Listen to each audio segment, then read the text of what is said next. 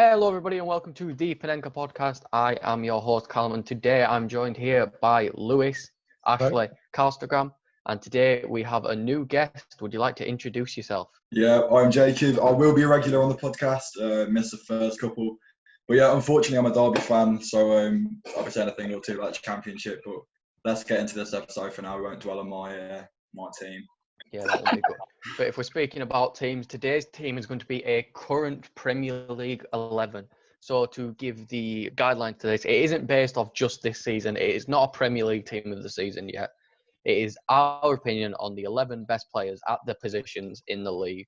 Some may be underrated, some may be overrated. You don't know how this is going to go. But I think it's time to start with the goalkeeper, and we will start with Calstagram. Who is your goalkeeper? All right, I think this is probably the one that has the most debate. I've put Hugo Lloris in there. French goalkeeper, very consistent. Obviously got injured this season, so hasn't been in there that much. But I still think he's a decent goalkeeper, and he would get into my team. World Cup winner. I like to hear it. Not a winner, but he's a Spurs player. That's a bit obvious. Ashlee, who's your goalkeeper, my friend? I've actually put Alisson in. Oh. He's kept 31 clean sheets. Yes. This season. He's kept Ederson out of the Brazil team. So I think he just pips Ederson there. And last season he was such an integral part of Liverpool's second place campaign, Calstagram. Yeah. I'm going to slide in here after Ashlee because I've also picked Alisson, and I've got a few stats for you this season and last year. He's only conceded 11 goals in the 20 games he's played, which is averaging at 0.5 goals per 90 minutes. Of course, he's got the Golden Glove from last year and also in the Team of the Year. But actually mentioning his 31 clean sheets actually came in 58 appearances, which gives him a clean sheet percentage of 53%. Also, we have only 3 errors leading to goal in 58 appearances. And in my opinion, the biggest one that I'd put him in the team is he's only lost twice in the Premier League in 58 appearances. He's such a reliable goalkeeper. Yeah, he is. He's so good. But anyway, that's our debate on Alisson. Lewis, would you like to go next, please? Yeah, I've also put Alisson, although I do want to mention that Ederson, De Gea and Lloris are all closely behind. Because obviously De Gea and Lloris have been around for a while and been top goalkeepers throughout. Ederson, obviously, with Man City, considering he's got something that other goalkeepers haven't in terms of the way he passes it, and that's the Man City style of play. But I think Alisson topped it. I think he's just impacted that Liverpool team so well, and he's come in and done really well. And all the stats that have already been read out just show that. So last but not least, Jacob. Yeah, I mean, I've gone for Alisson as well. Similar to Lewis, it's between him and Ederson for me. I've got a few stats here. He's only made 20 appearances this season. He's got 10 clean sheets in those appearances. That's one more than Ederson, who's made 5 more appearances. Obviously, he got the Golden Glove last season, and from what you guys have said, I don't think there's too much debate over Alisson being the number one in this team. Yeah, I feel like Alisson's definitely the number one. He's going to be in most people's team, but someone else who may slide into some other people's teams is, especially this season, is Dean Henderson. He's got 10 clean sheets as well. He does, which according to his games is 37%, and for someone's first season in the Premier League, you can't really doubt that. Dean Henderson has also got a very high save percentage this year. He does, yeah. It's one of the best in the league, just behind Alisson. Because the goalkeeper with the most clean sheets is Nick Pope, and no one's mentioned him. Yeah, but I feel like he is currently leading the way. So yeah, I feel like Nick Pope's more behind Dyche and Burnley's steely defence. So I do rate Nick Pope. I think he's a top goalkeeper, but I feel like maybe if you put him in a more attacking team, he would concede a bit more. I'd say he's a bit more error prone than the goalkeepers we've mentioned. Yeah, he is. And to say Dean Henderson's only lost Nick 7. Pope. Go on, sorry. Sorry, I'd say just Nick Pope has actually won games though for Burnley this season. I remember there was a penalty save that he did. It was like 1-1, and they definitely would have lost that game. And it was a very big save. Wasn't it against Leicester? Yeah, it was. Yeah, it was against Leicester, and they're having that dodgy patch of their season. Yeah, I feel like you can say the same for Dean Henderson. Though I don't think Sheffield United would be challenging for any sort of Europe without Dean Henderson in goal. He's only lost 7 times. For Sheffield United, a team who everyone were expecting to finish at rock bottom, you really can't understate how much of an impact he's had in between the sticks for that team. But I feel like that's good enough for our goalkeepers. We'll do left back first. So we will start in reverse order now. Jacob, who's your left back? I think it's pretty straightforward. Andy Robertson. He's only got one yellow card this season. He's got no errors leading to goal. 174 recoveries, 7 assists, which is more than any other left back in the league. He's got the 4th most passes in the league and 3rd most touches behind Virgil and Trent in his, in the same team as him. So when it comes to stats, it's pretty much unmatchable, and I don't think there's much more to say. So I'm going to ask, does anyone here not have Andy Robertson? That makes it easier. So, but since we're mentioning, I'm going to stand up for this one. One player I'd love to mention is Luca Digne. I think he's not as good. I'm definitely not as good as Andy Robertson, but I would say he's the definitive second best left back in the league. Yeah. He's given us a creative spark that we've really needed this season. He's proved he can get back on defense and get tackles. He's also he's took Bain's mantle as a free kick expert. You've seen Digne whipping some beautiful free kicks this year. I feel like he definitely needs to get more recognition, but I feel like our left back of choice has to be Andy Robertson. And moving to the right, I would argue that Digne is a better defender, but it's now in a modern day, it is it is getting more to assist and contributing to goals. As a balanced defender, I think Robertson pips it. Yeah, I think as a defender, Digne is better. But if you want someone who can do both, he's a complete left back. If you want a modern left back, then don't get me wrong. I think Digne could be a modern left back, but right now he's still got a little bit of a way to go. He's still young; he can still develop. But speaking of young, we're going to move over to right back now since we have definitively got Robertson. I've gone for Trent Alexander-Arnold. He's an assist machine. He's a bit sloppy defensively, I'll say that. You saw that when he was being shredded by players like Deulofeu and Ismaila Sarr, who, having his life really. But it was he's proven he gets assists for fun. I believe he's 12. 12 is right, isn't it? 12, yeah, 12 assists. 12 assists. What is he? 21, 20? He's very young. He's proven he can defend. Even if there are some holes in his game, he's proven he can. And if he gets that defensive game solid, you could argue he's going to end his career as the best right back to ever play in the Premier League. That 12 assists is second to Kevin De Bruyne in the league. Yeah. This guy's a right back. Yeah. It is impressive. But I can't say I've gone for the same player. Oh, I'm interested. So I know the propaganda against Ricardo Pereira. Well aware of that. Oh, no. But hear me out. Oh, he's done it. We've already, if we're speaking about the team as a whole, we've got Robertson on the left, who's more attack-minded. I think you need to balance the team out. And with Pereira, he is okay going forward. We know that. We've seen him score this season. But he's got the most tackles out of any player in the league so far. The 4th most passes, 171 recoveries, only 1 yellow. And then if you want to compare him to Trent, I've got here, he's made 3 last man tackles, which is more than Trent's 1. 49 interceptions, more than Trent, who has 36. 74 clearances, which is more than Trent, who has 62. 38 headed clearances, more than Trent with 26. And he's won 257 duels compared to Trent's 85. So there's a lot of stats there where Ricardo Pereira is absolutely, completely, smashed Trent Alexander-Arnold. So I see the argument for 12 assists, and that's great. But all those stats there, it's not even like it's pipped him. It's not like he's got a couple more. He has dominated in all those key stats for a defender. And I just think I think it would be rude not to mention Pereira, especially when his stats are quite clearly better defensively this season. Yeah, I definitely think Pereira gets a mention. But if we're going to talk defensive fullbacks, the defensive fullback, and I think it's comfortably, is Aaron Wan-Bissaka. Yeah. I think, to be honest, I think Wan-Bissaka's destined to move into the centre and play centre-back.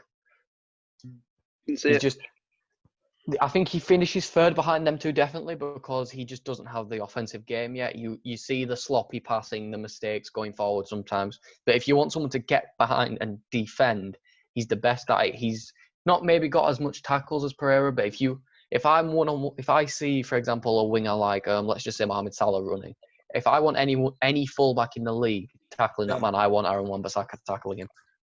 Has anyone mentioned Wan-Bissaka, or did everyone go for Arnold other than me? No, I went for someone else.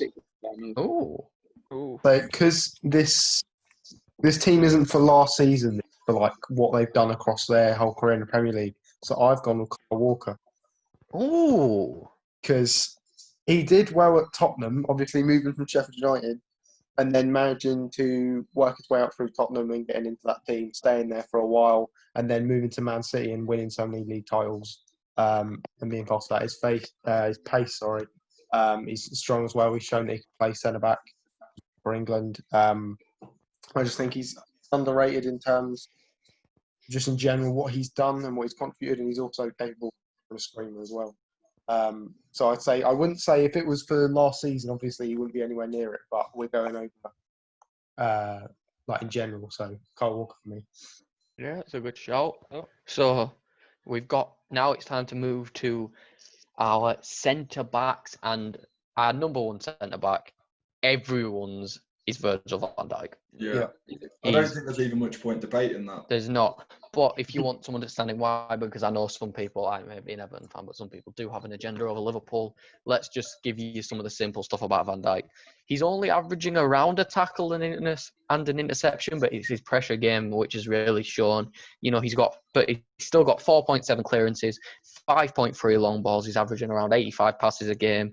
He's had 12 clean sheets, and I believe he's clipping those passes at about 90%. Yeah, he's actually got the most passes in the league. So that's above people like Kevin De Bruyne. He's got 2,478 passes. He's only got one yellow card as well. And for a big guy at the back, you know, demanding centre half, to be that clean playing as well. He's not a dirty player, so just very solid defender. Yeah, and I feel like he definitely gets in because I don't think he gets enough credit for how he was a bit error prone at Southampton. He has grew at Liverpool, but he was still a very reliable centre back at Southampton and was very important to them actually. I believe he was a part of the 6th or 7th place team, Van Dijk.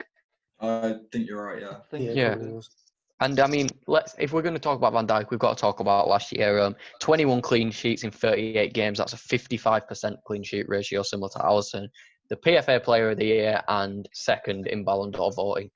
I think that kind of confirms his position in this, and that's not including the Champions League. Centre-back partner is the interesting one. Who we've gone for now? Okay, let's see. Let's ask Ashlee first.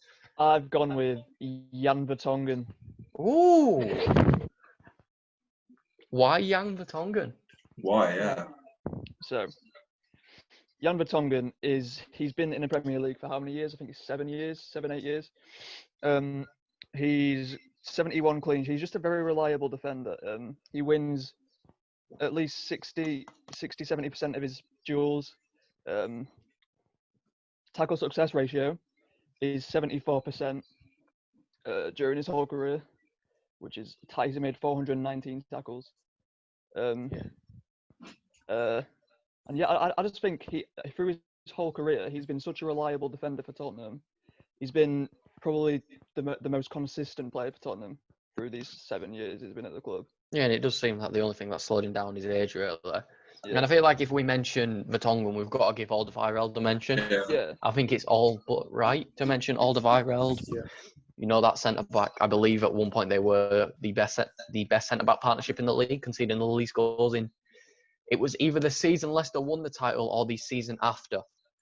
It was the year Harry Kane went on a mad one. But, Jan Vertonghen's a good shout. Jacob, who's your centre-back? So I've gone for a proper wildcard here. England international Tyrone Mings. Oh. So again, I've got the stats to back it up. He is the least dribbled pass player in the Premier League, jointly it's with Victor Lindelof. Yeah. So he's got a 73% tackle success rate, 133 clearances, 149 recoveries. You know, he scored a couple of goals, and he's also got the joint most blocks in the league with James Tarkowski from Burnley. It's one of them where he's kind of progressed from his days with Bournemouth as a left back and with Ipswich being a left back. He went on loan to Villa last season, dominated the Championship, and he stepped up to the Premier League and really, he just carried on. He just carried on his form. He's not, he's not been in the headlights at all. He just got on with his job, and it's clear to see that he's a very good defender. Whether or not he is in the best current Premier League team, that is up for debate, and I'd understand if it was argued against. But I think his stats are pretty impressive, and as far as it goes, I don't think there's many better than him at the minute. Yeah, to say Tyrone Mings went from having an addiction to stomping on people's faces to a really solid centre back. But yeah, I feel like you could make the argument, but I feel like the only argument against would be, of course, Villa look like they're going to get relegated. But again, though, for me, if you're playing for a relegated team and he's still got those stats. He's the team in the relegation zone, but he's only been dribbled past once. So you argue if you put him in a better team, is he suddenly a much better player? Yeah, that's true. But then there's also the argument is, should a defender really be contributing more to a team that's in 19th place? But yeah, I feel like Tyrone Mings would be a good shout, a very underrated shout. They were doing a lot better when he wasn't injured, though. He's been injured for most of the season now, I think. Has he? I think he has. He did got miss a injured for few bit. games.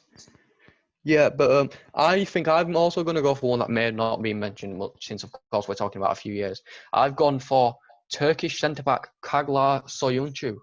Yeah, I thought about him, to be fair. He's a good Yeah, player. he's my original team. He's only really just come in this season, but what I've seen is I built my team around what would look best in mind. So I've picked someone who I think would fit perfectly with Van Dijk, and that's Soyuncu. He isn't really the biggest passer, even though he does complete 66.5 passes with a 90% conversion with 3.1 long balls to him. He does also get some good stats when it comes to tackling: 2 tackles a game, 1.3 interceptions, 4.6 clearances.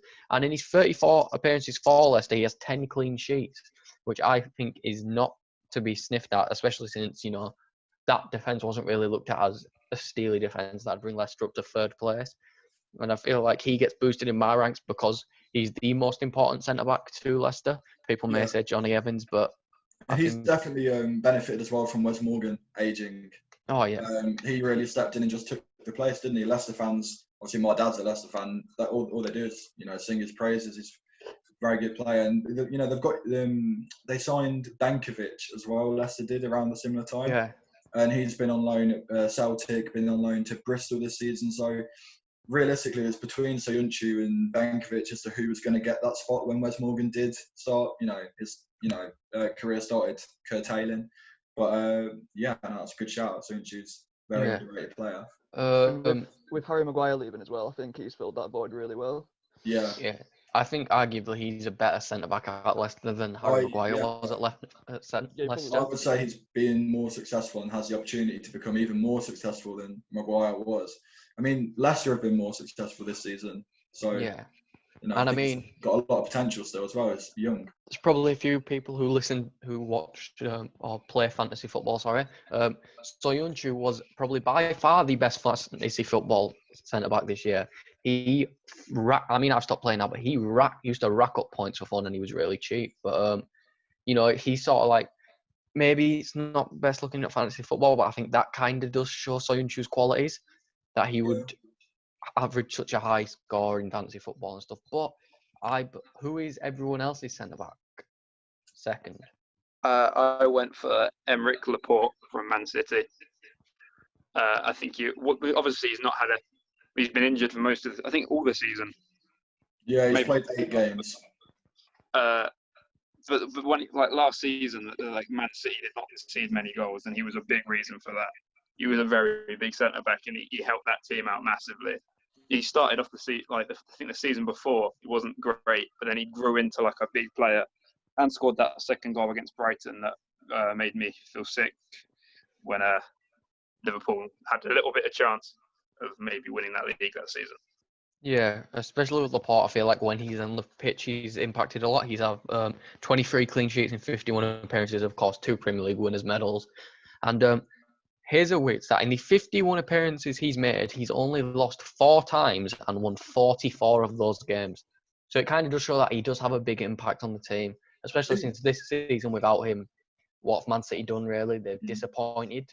I think with Aymeric Laporte, what you're looking at is a very good player who's been injury-stricken. It's sort of, but when he is playing, he is one of the best defenders in the league, and I'd see the point for having him in the team.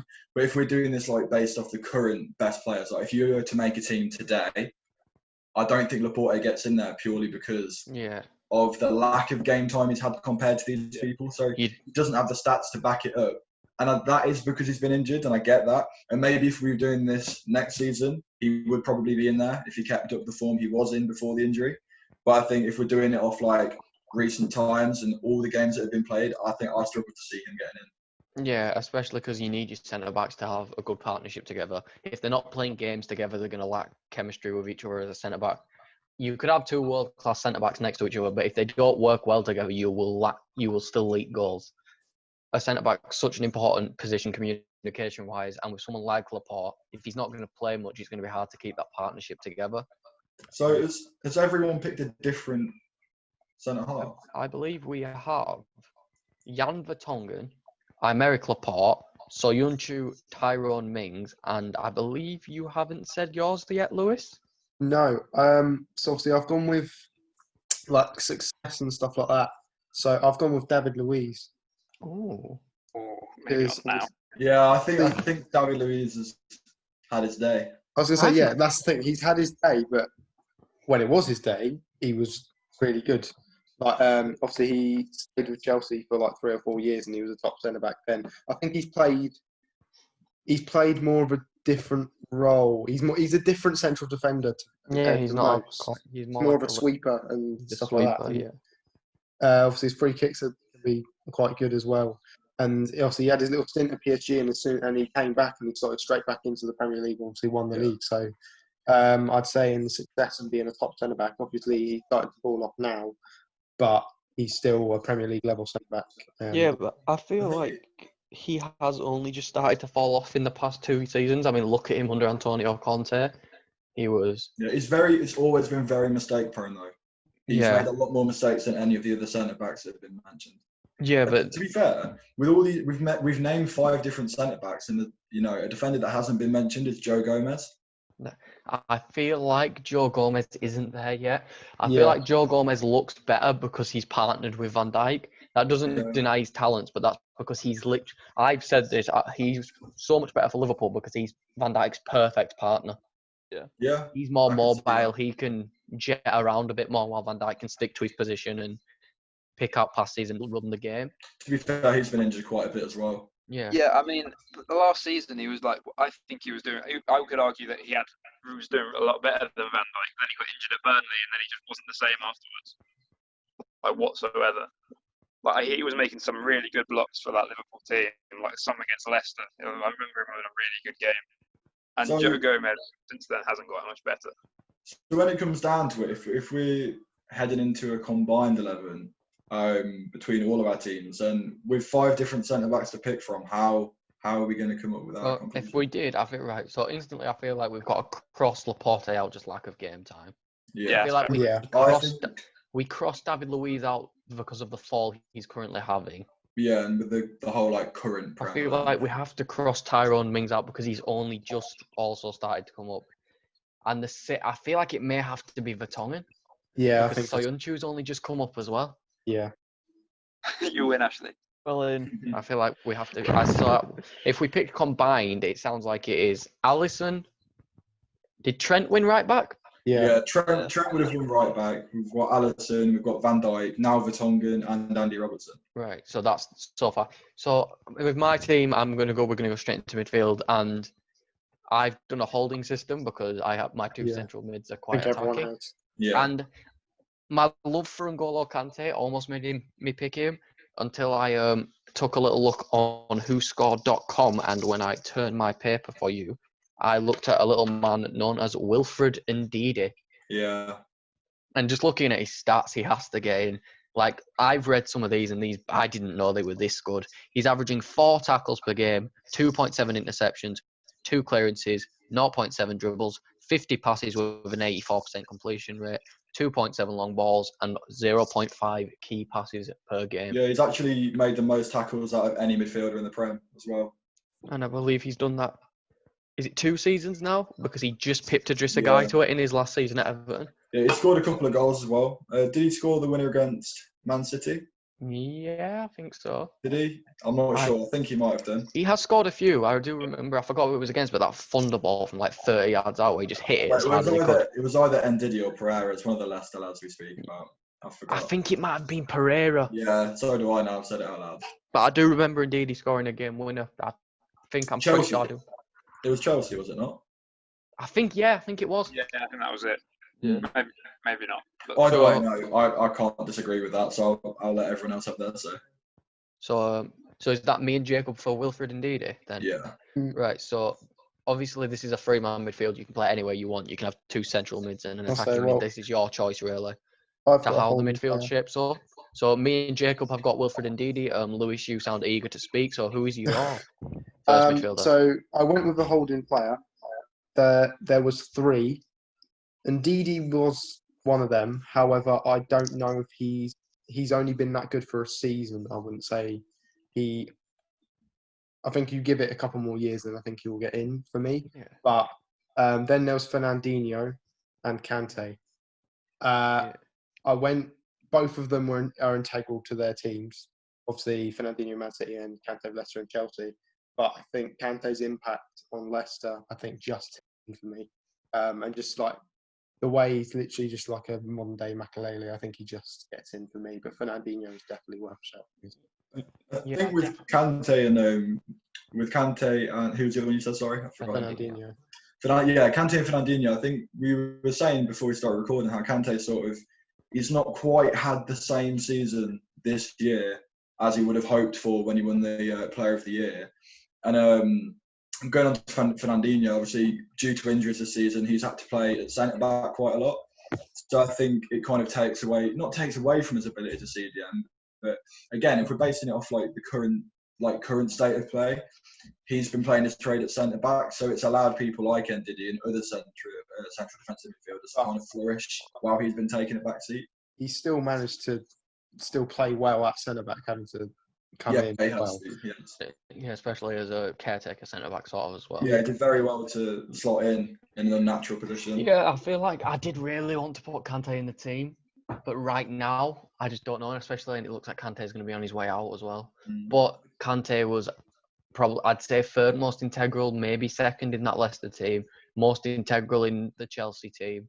He's proven he can be that big time centre mid, and now especially at Chelsea, it looks like Lampard's realised and like pushed him out from defensive midfield, and he's let him carry the ball a bit more. I don't think that's the right decision though, and that's why I think that if he's going to be a holding midfielder, that's why he probably won't get into my team, because he is being pushed further forward now. Yeah. So Ndidi's stats do like they eclipse Kante this season. Yeah. Another Chelsea player I want to mention, I don't know if he's in anyone's team, he's not in mine, but I feel like he has to be mentioned because I just feel like he links well off Kante, especially after this season, is Mateo Kovacic, who's really come to life under Frank Lampard. You know, last season I would say it was a bit underwhelming. So was he a holding? No, I wouldn't say he's a holding midfielder. He's just he's sort of like, he's kind of like an attacking midfielder. I'd say he's a bit of a box-to-box. It seems like Lampard is trying to morph Kovacic into a new Lampard. If you see how he plays, but yeah, I think he's been incredible for Chelsea. He's been, in my opinion, the key part of that team. Keeping up. What have Ash and Callum? Who have you gone for? So I've actually put Fernandinho for my holding midfielder. Okay. If you look at his stats, he's got 70% tackle accuracy through his whole time in the Premier League. He's not had a single error leading to goal. You can see when they play without him, they get 2 points a game. When they play with him, it's 2.7 points a game. So I think that just shows how much of an impact he does have on the team and how integral he is to that team. Callum, have you gone for the same? See, mine went a bit crazy. I started off with Ndidi, and then it was between Fernandinho and Kante, and I just generally couldn't decide, so I put them both in. So I think if we're going to have like a debate about this, I think it's difficult to take away from that. If we're doing a holding midfielder who has to do the dirty work, with Ndidi making the most tackles in like for any midfielder, so he's more than Fernandinho, more than Kante, more than Kovacic. You know, I think I'd feel wrong inside if Ndidi wasn't in the holding midfielder role. Yeah, so would I. And it's not even just 4 tackles; it's 3 interceptions, it's 2 clearances, it's 2.7 long balls. I've got here as well. He's made 194 recoveries, 181 duels won, 61 interceptions. That's all this season. So Yeah. I think it's really I hard feel- to not I I include. feel like indeed his speed is also very underrated. Yeah, and he's young as really well. good. He's done He's it for a really couple good of at years, yeah. and he's young. He's 24. He's is he? really good at catching up to people. I've seen him catch up to wingers a few times when he's had to do if Ricardo Pereira's been caught forward or if like Ben Chilwell's been caught forward, which I'm surprised no one mentioned Ben Chilwell for left back, but I just think that Ndidi's going to get better and better as well. exactly. I don't know, He's not even at his prime yet. I'll say I don't know. I think it's just because he's been this good for one season. Like I wouldn't. I mean, To be fair, he did well last season as well. Like his stats last season were just as good. I think they were just a little bit worse, but they're Yeah, around similar. but still like at the top of the charts. Yeah, Like, but I first feel or like second. now it's because Leicester have that third place spot, and he looks like he's really come under his own. Yeah. Offensively as well, he seems like he's developed a better passing game. He really seems like he has improved a lot on the ball as a player. So as well, like, it's currently, isn't it? So if currently, I think Ndidi is being a better holding midfielder than the rest. yeah, so we have me and Jacob with Ndidi. We have Ashlee with Fernandinho, Lewis with Kante, and who did you choose, Calstagram? I think I'd go with Kante just because he's not currently. He's probably not the best, but if you have to think he's got 2 Premier League titles and he did it like consecutively, that's pretty decent. We're going currently, I'd say Ndidi. Yeah. Yeah. I think obviously even in the thumbnail of the title we've got current Premier League 11. Yeah. So I feel like if we did go for Kante or Fernandinho, I don't think it's doing justice to the title. Yeah, but then again, we've got Vertonghen at centre back. It's still about Yeah. respecting what they've done I was in the going to past. say I still think But I think I think Kante's as well, in the league. I think you've still got to respect that Kante is still one of the best centre defensive mids in the league. Yeah. He Even is if one of, especially, especially still, indeed he's the best, but even in a different system, especially with a. I think as well, like I get what you mean by respecting the pass as well, but if you look at the last, if those centre backs we picked, Vertonghen is still very good. Like I don't think you could diss it. Like it's up for debate, obviously, but he's definitely as good, if not better, than all the other defenders we mentioned. So I don't think that's as much of a talking point. But in terms of this one, I feel so strongly that Ndidi like is the best central defensive me too. midfielder right now that I think it has to be him. Right, so I'm going to say it sounds like we've got Ndidi at central defensive mid, but since we've had a few debates, I feel like we'll give a nice easy one for everyone. The next midfielder, the best player in the Premier League, and I'm going to say this, which may be controversial, by far the best player in the Premier League, Kevin De Bruyne. Yep. Yeah. I'm not even going to That's name. a lot nicer. The one stat I'm going to name is 17 assists. I don't even have to go onto a website and look at De Bruyne's stats because Kevin De Bruyne is just incredible. I would genuinely say De Bruyne's a top 5 player in the world. I could agree. I can agree. And with he's just so integral to that Man City team. He's If you did want a few stats, I've got a few. Ooh. So we've got, again, based off this season, 72 chances from open play. He's created more chances than anyone else in the league, but you'd expect that anyway. That's 96. He scored 8 goals and got 16 assists, so he's a top in the league above Alexander-Arnold, like I said earlier. 82 accurate long balls and no errors leading to goal, which you wouldn't really expect from a central attacking midfielder anyway, but it makes it sound even better. So there you go. He's had at least 15 assists for 3 consecutive seasons in the Prem. Yeah. He does it on the national stage as well. Yeah. So I know this is a Premier League, it's about the Premier League and what they do in the league and the domestic league, but And he should be breaking Henry's 20 this season. Yeah, I think he's going to. I think he might break it by 5 or 10 as well. I could genuinely see De Bruyne finishing the season with 30 assists. you Man City rev it wouldn't up. bet against it, would you? No. Exactly. And Would especially you since say Man he's the City, best midfielder in the world though? Because we said about top 5, is he the best midfielder right now? he's comfortably the best midfielder in the world, in my opinion. Yeah. I think realistically, when it comes to De Bruyne, it's like the classic, like Ronaldo and Messi are probably above him. Ronaldo, I'd say mine. Well, Ronaldo only just though. I don't even I'd know if say he is anymore. My above him are Ronaldo, Messi, Mbappe. Mbappe, and probably Neymar because And I think as well, it would be harsh not to give Sancho a shout, but that could be for another episode. yeah, Sancho's incredible, and you'll have heard us say it on the Bundesliga episode, which has come out. But yeah, Sancho, wow, man. And obviously Christian Benteke. Yeah, don't forget Christian Benteke, best striker of all time, but that's not the point. But the next, so we've got De Bruyne and Ndidi, and next central midfielder. Let's start with Calstagram. See, I did put Fernandinho in there, but after did, that, didn't you? after going on maybe not current form, but I feel like he deserves at least a mention. I'm going to go with James Maddison, in my opinion. I think the fact that he hasn't played more for England yet is actually like a crime, and he's very helpful in that Leicester team. I'm going to chip in after Calstagram because I also chose James Maddison. He's just, you think of James Maddison as an attacking midfielder. When I took a look into it, he's averaging 2 tackles a game, along with 6 goals, 3 assists, 2.7 key passes in the league.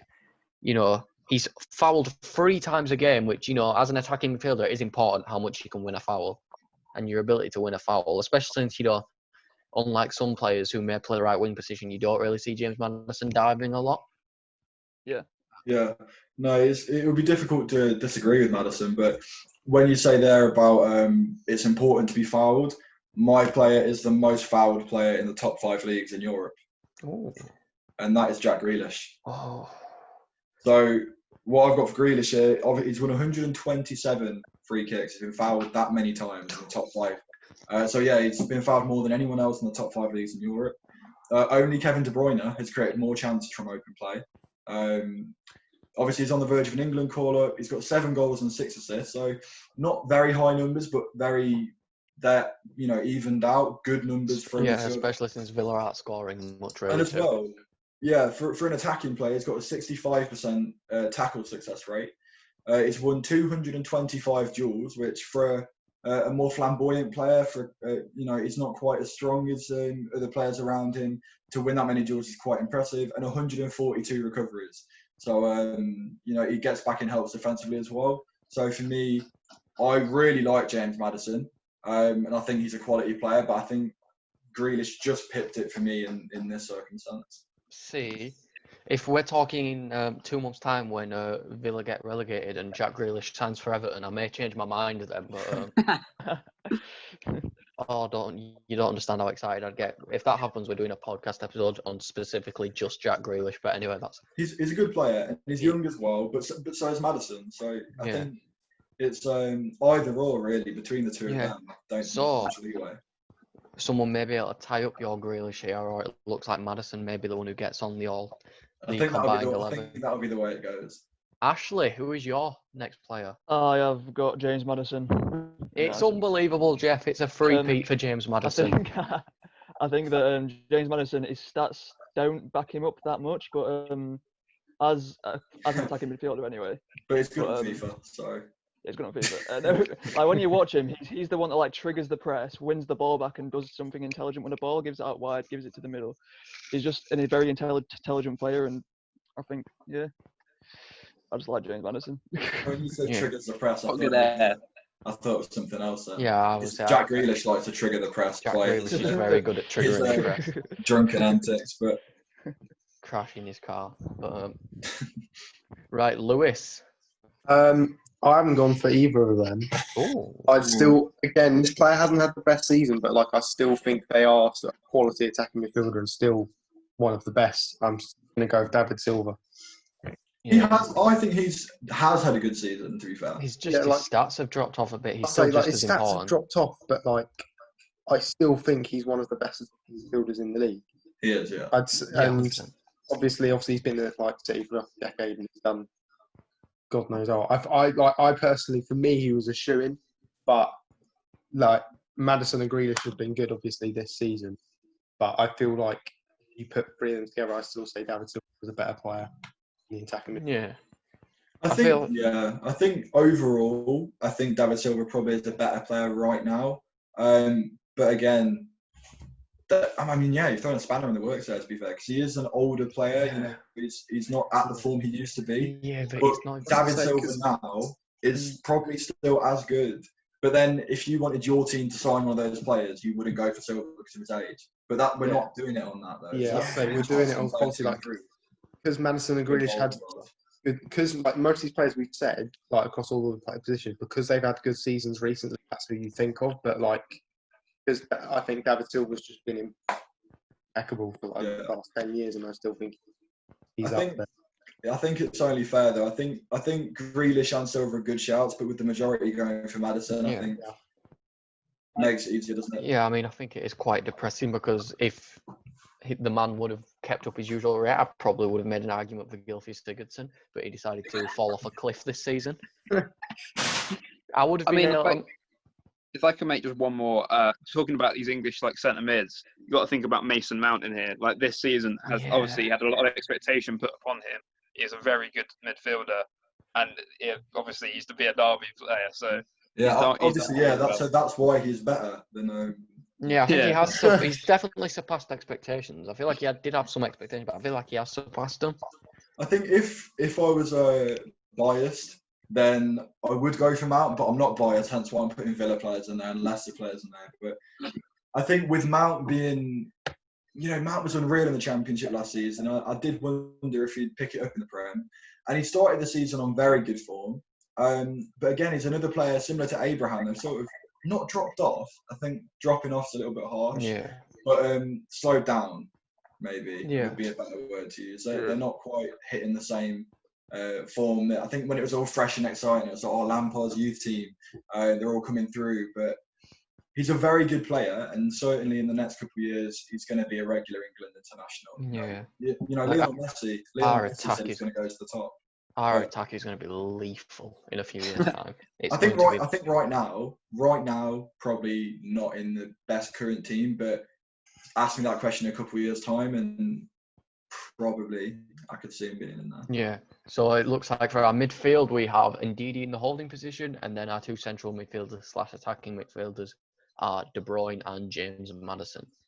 So we're going to move on to right winger now. And I've been torn through this entire time between two players. Those two players are Raheem Sterling and Mo Salah. But I'm going to give it to Raheem Sterling. And this isn't any me against Liverpool. It's the simple fact is Raheem Sterling has turned into a goal and assist machine. If you allow me to quickly get up the stats, he's scored, I think he got almost 20 and 20 a few seasons ago. He was, let me have a look for you. Statistics, thank you very much. We have Raheem Sterling. Last year, 17 goals, 10 assists. The year before, 18 goals, 11 assists. And then, they were his 2 seasons where he broke out. But those 2 seasons where he broke out, Man City won the league. They had 100 points, and in my opinion, the best attack in Premier League history. It's I do like Mo Salah. I hate to say it, but I do like Mo Salah. Of course, getting 40 in a year in a season is insane. I think that's the main argument there. Because obviously, with Salah scoring so many, helping Liverpool to win the Champions League, and even this season, like Sterling this season hasn't had the same season, not had the same impact he'd hoped for. Whereas Salah has, he's continued the form. He's got 16 goals still. I've got here on my phone as well. He's got 6 assists as well. And he tracks back as well. I'm not sure what Sterling's stats are, but 29 blocked shots from Mohamed Salah. It doesn't seem right, but PremierLeague.com tells me so.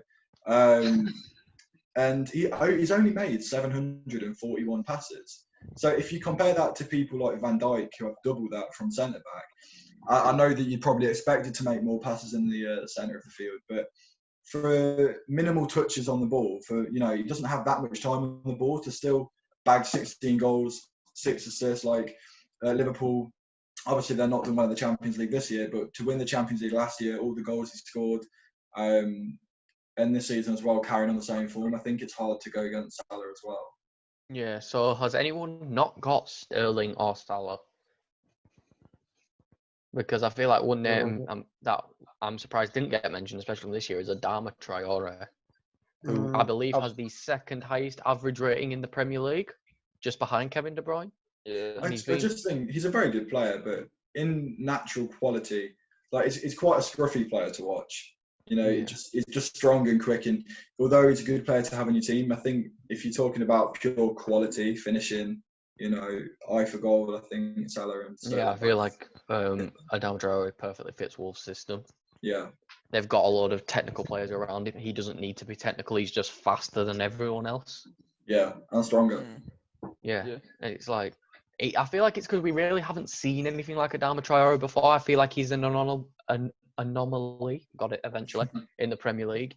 You don't usually see someone that big, Yeah. that strong. You know, the last player I'd say close is Lukaku, but like Adama Traore has that So much quicker. little man Raheem Sterling speed where he just Yeah. gets off, and yet he's so big at the same time. So And I mean, who's everyone else gone for then? Sorry, Cal. yeah, don't worry about. I Oh. point for Salah. Oh, Even though he has had a bit of a worse season, I think that this season his shooting has not been as good as it was, but he's still a very good player. And considering how Sterling's season's going, I think Salah is doing slightly better right now. Sterling obviously has had better seasons, but I personally would put Salah in there. He has definitely dropped off from the champion. Like I think it was the first Champions League season. He was very good in that team, for Liverpool, scoring against Roma and like Man City and everything. I mean, scoring against everyone. Yeah, Yeah, big game. There weren't many teams who didn't score. But this season, I think it was against like Salzburg, and we had to like win at their stadium, and he missed a lot of chances, and then scored like this insane one. So Salah's a bit of a weird player, but I think personally, Salah's got to get into the Premier League current 11. If you can say that he's had like a slightly worse season, but he still contributed to 22 goals. Yeah. Yeah. Like, Yeah. That's what I was about to Crazy. say. That's literally what I was about to say. Yeah. Good numbers. Yeah. What did So you two go for? yeah, Ashley. I put Salah, just because the past 3 seasons he's been mental. He averages 6.62 goals a match. Is an integral player to Liverpool, and is just absolutely mental.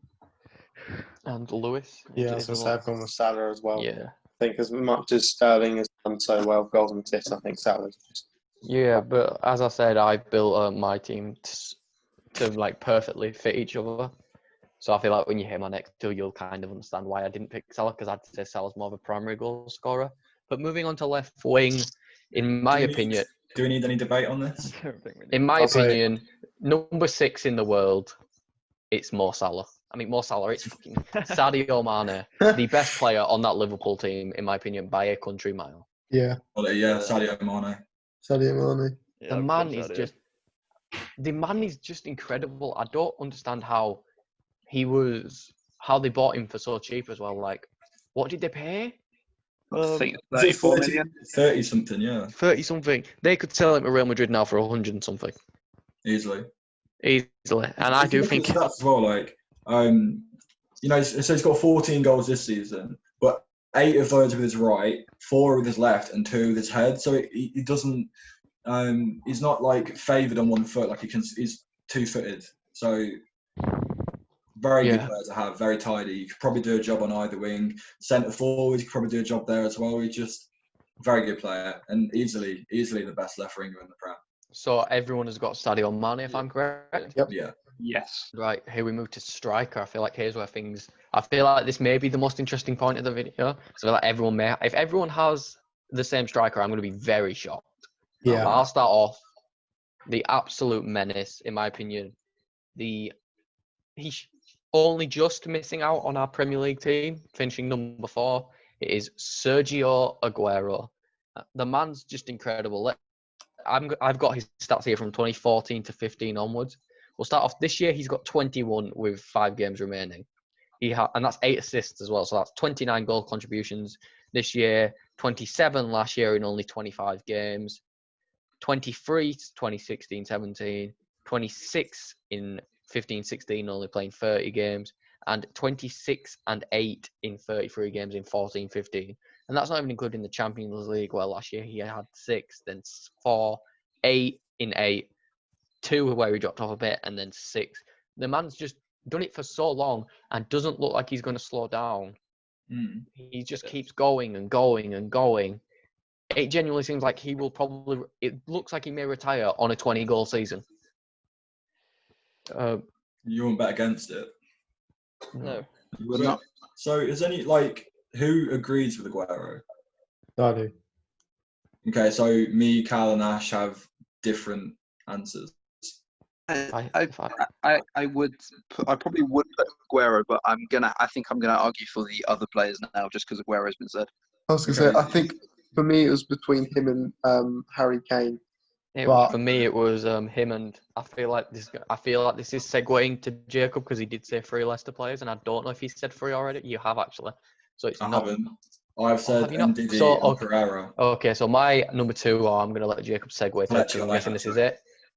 My number 2 behind Aguero was Jamie Vardy. Yeah, I think that's who I've gone for, purely because since Leicester have been promoted, he's done nothing but score. Like, he's one of the main reasons behind them winning the league, obviously, finishing in the Champions League, being in the Champions League spots this season and looking like they're well on track to finish that. He's the league's top goal scorer. He's got 4 assists as well. He only averages 12 passes a match, which is similar to what I was saying about Salah. To have such little time on the ball and have such a massive impact. And again, as I was saying about Mane, how he scored with both feet, 9 goals with his right foot, 7 goals with his left foot, and 3 headers, and only 315 passes in the whole season. In the whole season, he's made 315 passes. So to be on the ball so little, to be able to score, no matter what foot he's on, you're confident that he's bagging that goal. And again, with the pace he has, he's definitely quicker than Aguero. He's been more clinical than Aguero this season.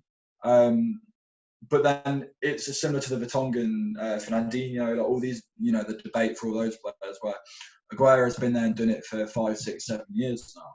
But has Vardy not done the same? I think Vardy must have got done it for double figures since. Vardy's done it for 4 years, season. about 4 years. Yeah, with the fact he's scoring with right, left, header, and with so minimal contact on the ball as well. In a team with, although it's a very good team, in a slightly poorer performing team than Man City, with players around him that aren't quite as good as the Man City players, and again with a less world-renowned manager in Brendan Rodgers, it's like he's making better performances from worse surroundings, and for that I rate him. That's why he's my number 1 striker. Yeah, I feel like you can't forget as well, he's the one who holds the record for most goals consecutively at 11. Yeah. He beat Van Nistelrooy's record. Yeah. And he's not, he's not like Aguero. He's not this naturally gifted, he looks like he's off a dodgy council estate. Well, he is. He played for Halifax Town and Fleetwood, Fleetwood are a football league team now, but they weren't back then, I believe. And Halifax on. Yeah, it's just crazy to see how he came in the Premier League. And to be fair, he only got 5 in his first year, but he still got 8 assists, He was hardly amazing in the Championship either. No, do you know what I mean? Like, he's been so much better in the Prem than he was in the Championship. Yeah. But no, unreal story, really, from rags to riches, really. But, he's played games before with a tag around his ankle, I'm pretty sure, so his story is amazing. Story is amazing. Top goal scorer in the league at the minute. Yeah. He's also 33 years old. Yeah, it's insane. But I think the thing is with Vardy, because he was introduced to the professional game at a later stage, his legs won't be as worn out. I feel like he's going to keep going for a couple more years as though he's only 29, 30. Yeah. And with his pace as well, just raw, he doesn't touch the ball. He barely touches the ball. If he can keep his pace, if he knows where to go, he knows what positions to be in. I wouldn't be surprised to see him still playing at Leicester in 2-3 years' time when he's 36. Yeah, I could see him doing it. Maybe I can see him dropping off to 12, 13 goals, but still 12, 13 goals a season from a striker who's 35, 36 is insane. But he's just a very good striker, and I think Aguero is world class, and I don't know if you'd class Vardy as world class. Which it's quite strange to see Vardy outscoring him. Yeah, it's a strange one, but I think Vardy, again, it's one of them where even if Vardy doesn't get in, he had to be mentioned. Yeah, definitely. Yeah. And I don't know who Ashlee's picked, but I'm going to do a little segue here. I don't know if he said it, but since we're talking about Jamie Vardy, let's talk about someone who used to sit on the bench with him at the Championship. Harry Kane. Yeah. The man's just, I don't know if you have, Ashlee, if you have Harry Kane. I've got Jamie Vardy. Jamie Vardy. So I feel like since we know he's got Jamie Vardy and we've heard about Jamie Vardy, we've got to mention Harry Kane. The man, he's fallen off a bit now, but he was a goal-scoring machine when Spurs were at their Pochettino prime. It was he's such a quality player. He got the golden boot. I'll say he's chasing Alan Shearer, isn't he? Yeah. Yeah. So yeah. He was what was it in that one season? Was it 50 something? Sorry. 40s. he just something stupid, and So who've we like? So me and Ash have gone for Vardy. me and Lewis have gone for Aguero.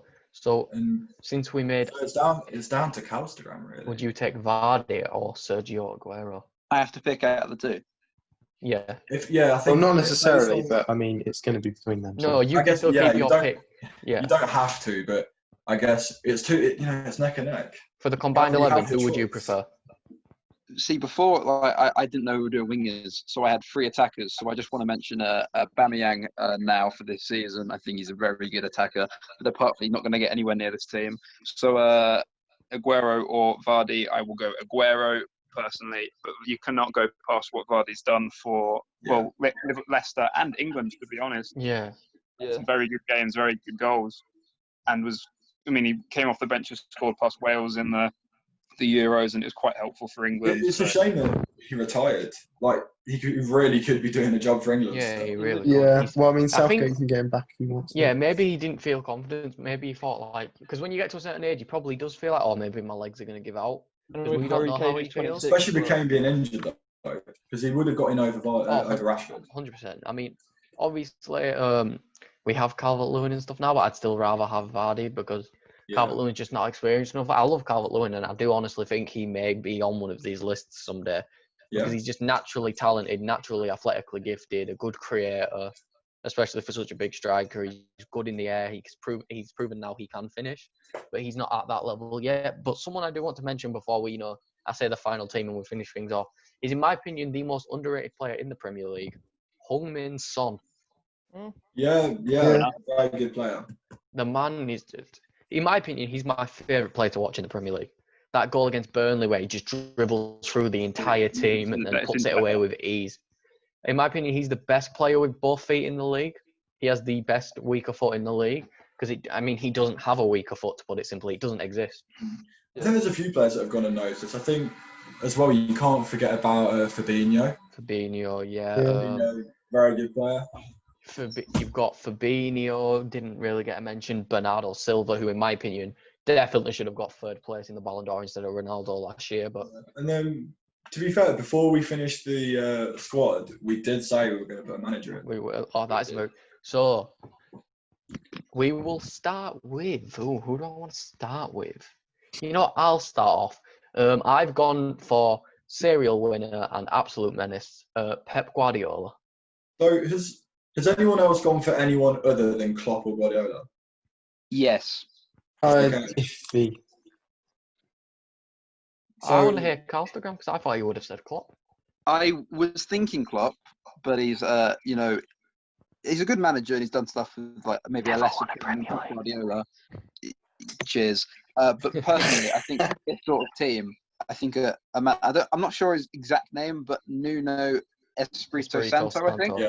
Yeah. I think the Wolves manager, what he's done for that Wolves team, I think the top half of both seasons is very good. Very good manager, but I think, yeah. it's been helped out That's by George Jose, Mendes. no, it's not Jose Enrique. Jorge Mendes. Jorge Mendes. So, the amount of players, the fact Ruben Neves in the Championship should have been illegal. He should have been. The fact that I was sat there watching my Derby team with an aging Chris Baird and Curtis Davis in the team, having to defend against Ruben Neves. It's not fair. It's not a player that should have ever been in a league. Didn't he score a goal in the Championship from 40-something yards? It was the one against Derby, wasn't it? Yeah, he just rockets one in from. It was a bit fluky, but it was still. It came out from the corner, flicked it up, turned around, and just banged it into the top corner. The amount of players I can name that Wolves team has, I feel like they've got Johnny who played for Celta Vigo before. Matt Doherty's also been a very good player. Matt Doherty's very good. But what I want to say is, if you think about managers that have brought teams up from the Championship to the Prem, like Nuno, I think it's heavily based on the money that he was given, on the opportunities he was given. If you put Nuno in charge of Derby with our budget, are we in the Prem? Probably not. And again, I don't know. I do think he's a very good manager because you can't just give someone money and say, there you go up. So he definitely started to know what he was doing, but I think his squad was so much better than any other team if they'd not 100%. the shambles. With that Yeah. point, though, like this is going to probably sound like petty because I'm a Liverpool fan, but if you put Pep Guardiola in charge of Derby, is he going to do as well?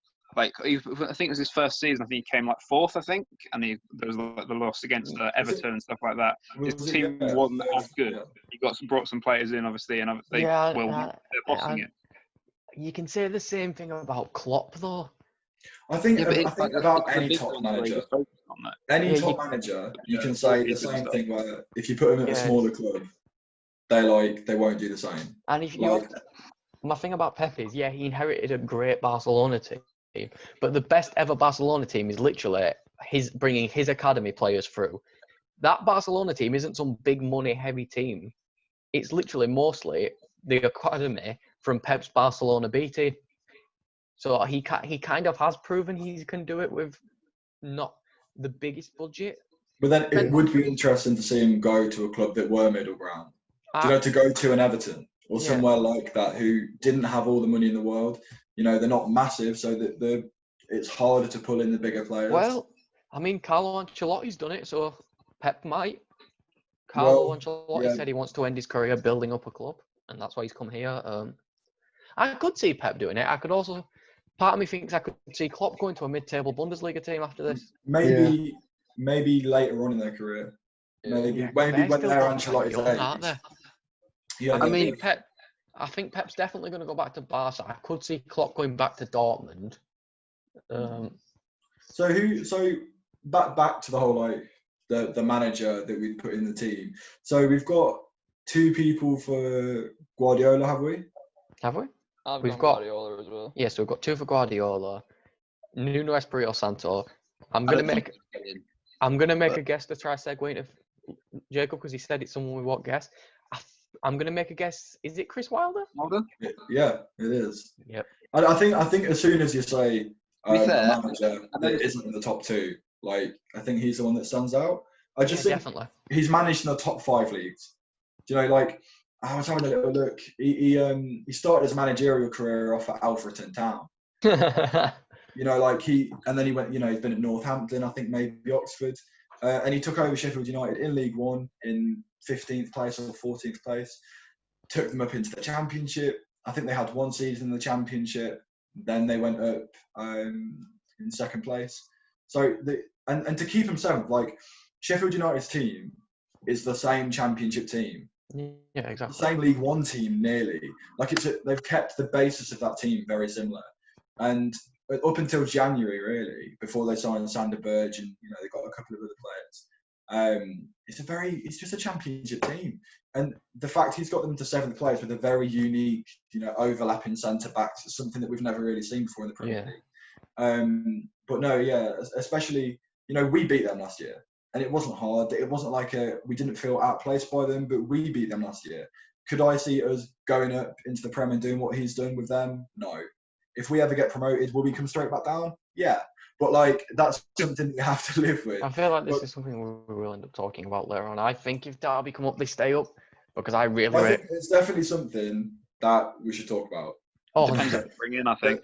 There's definitely a lot of room. There's a lot of things to talk about when it comes to Derby. We make the news a lot for, a middle of the ground sort of club. Yes. But by the way, Chris Wilder, before I go 100%. off topic again, I think realistically, if you put Guardiola and Klopp in charge of that same Sheffield United team that were in League One with no funds, I don't think they're in 7th place. Yeah. Wilder was the perfect manager for that team because if you have to look at Guardiola's pass-heavy tiki-taka he needs I wouldn't say he needs money.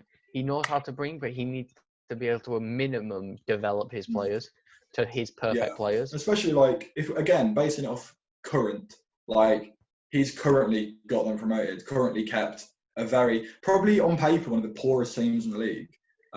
He's kept them at a very high standard. And if you look at Guardiola's season. Has he got the most out of his team this year? No. No. And then you look at Klopp and you think, well, yeah, he's done very well, but he's not had that 2nd place to push him. The gap is huge. And you could say, well, yeah, that's because Klopp's Liverpool team have just been unstoppable this year. But, we saw Watford dispatch them. Yeah, easily as well. And I think Liverpool have been very lucky this year that Man City have dropped off. I think Liverpool are deserving title winners, but I don't think it's this old like hail almighty Klopp sort of like No, it's the not. best manager in the world. I don't think it's a case of that. I think, and again, I think if you put Chris Wilder at a top club, would he win the league with Liverpool? I don't think he Yeah, would. I I don't know. feel like it's very hard, but I maybe. think he's got a good case. Yeah, but I think he also needs his graft players. He needs his hard work because I feel like he'd definitely do better at Liverpool than Man City. If hypothetically Chris Wilder did, but I yeah, think he's a Sheffield United kind of guy. I think Yeah. he'll stay there for a while. he's perfect for that team. He's perfect for that team. But Yeah. So Luke, we who have- did you go for? we have 2 Guardiolas, Espirito Santo, Wilder, and Lewis. Who is your manager? I went for Klopp, but that's purely because obviously he's done so well this year. But I feel like as much as obviously Chris Wilder's done a rebuild in the sense of Sheffield United, I also think Klopp has done the same at Liverpool because he's taken them from like a 6th, 7th Europa League side to where they are now. He's definitely done well. I think he's done a really good job. So I think he's the best quality manager in the league. Yeah. Yeah, if you look at the team Klopp inherited as well, did he not still have like Fabio Barini? It was Balotelli. Yeah, he would have Lambert. Van and Lovren at the back and stuff like So that. he's done very well, but then if you come, if you're saying about the whole rebuilding thing, Sheffield United were mid-table League One. Like, so the rise has been higher, but I mean, at the end of the day, 2 people have gone for Guardiola. We've all gone for different managers, so it evens out as Guardiola being the manager. Guardiola. Yeah, and I feel like with Guardiola as well, he's You can't really argue it either. No, he's the best Premier League side of all time. Is that 17-18 Man City side, and I think it's comfortably as well. But I just feel like with Pep, he's so underrated as a someone who can develop players. Bernardo Silva, Raheem Sterling, Leroy Sané, even if he doesn't play much, Kevin De Bruyne, Aymeric Laporte. Laporte, Phil Foden, it's very good with Phil Foden. Laporte came on leaps and bounds from Athletic Bilbao. Edison, we've seen especially with Edison, I feel like Edison doesn't get as much praise because Edison is very unique because his ability with the ball, and Pep's like, okay, you can have your control, you can dribble a bit with the ball, you can play your passes. He could be a number 9. Yeah, he could be a midfielder. You could genuinely play Edison in midfield. I'll take him at Derby. Yeah, exactly. But Take United. Yeah. I'd take him at Everton. I'd rather have him than Gylfi Sigurdsson right now. But So essentially, this episode should be called "Why Edison Should Be a Midfielder." Yeah, that's going to be the next podcast. Why Edison should be a midfielder scout report. But players who can play in different positions. That's actually not a bad idea. But let's go through our 11. So in goal we have Alisson. Our defence is Trent Alexander-Arnold, Virgil van Dijk, Jan Vertonghen, and Andy Robertson.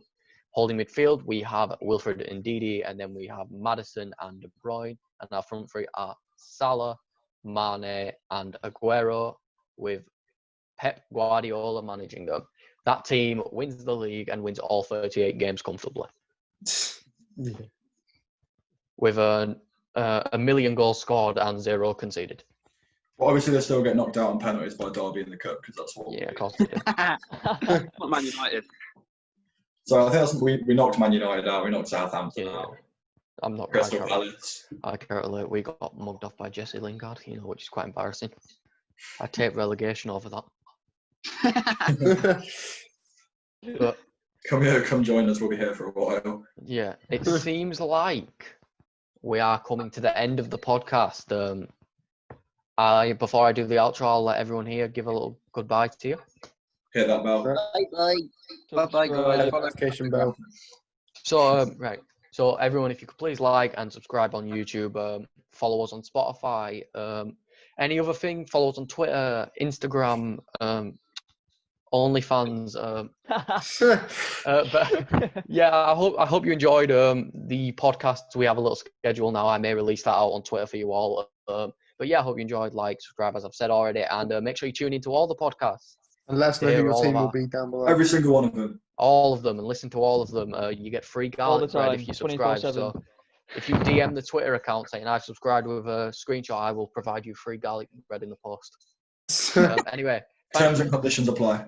Yeah, terms and conditions. Thank you for listening, and goodbye.